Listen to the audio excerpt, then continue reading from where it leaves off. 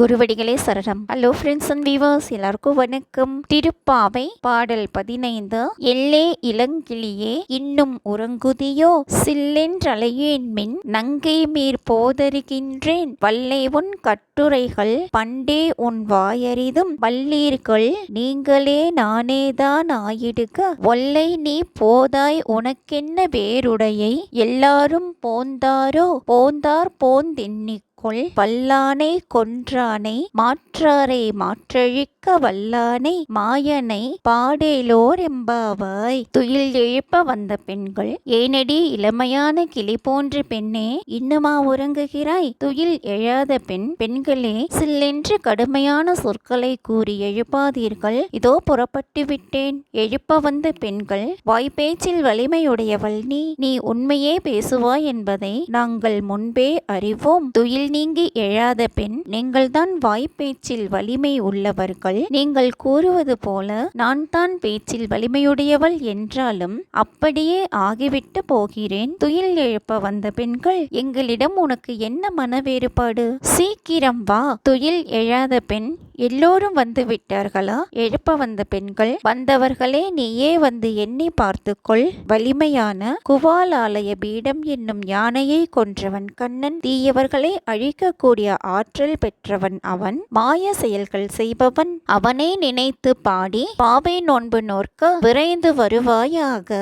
திருவெம்பாவை பாடல் 15. ஓரொரு கால் எம்பெருமான் என்றென்றே நம்பெருமான், சீரொரு கால் வாயோவால் சித்தங்களி கூற, நீரொரு கால் ஓவா நெடுந்தாரை கண் பணிப்பா, பாரொரு கால் வந்தனையால் விண்ணோரை தான் பணியால், பேரறையர் கிங்கனே பித்தொருவர் ஆமாறும் ஆரொருவர் இவ்வண்ணம் ஆட்கொள்ளும் தகர்த்தால், வாருருவ புன்முலையீர் வாயார நாம் பாடி ஏருருவ பூம்புனல் பாய்ந்தாடேலோர் எம்பாவாய். அணிகலன்களுடன் கூடிய கச்சு அணிந்த மார்பினை உடைய பெண்களே, நம்முடன் சேராத ஒரு பெண் தனித்திருந்து இறைவனை வழிபடுகிறாள். அவளது சிறப்பை எடுத்து கூறுகிறேன் கேளுங்கள். ஒரு பெண் இறைவனின் சிறப்பை பேசும் ஒவ்வொரு தடவையும் எமது தலைவன் எம் பெருமான் என்று நமது பெருமானுடைய சிறப்பை வாய் ஓயாமல் பேசுவாள். அவளது உள்ளத்தில் மகிழ்ச்சி மிகவும் அதிகரிக்கும். அவளது மகிழ்ச்சியின் அடையாளம்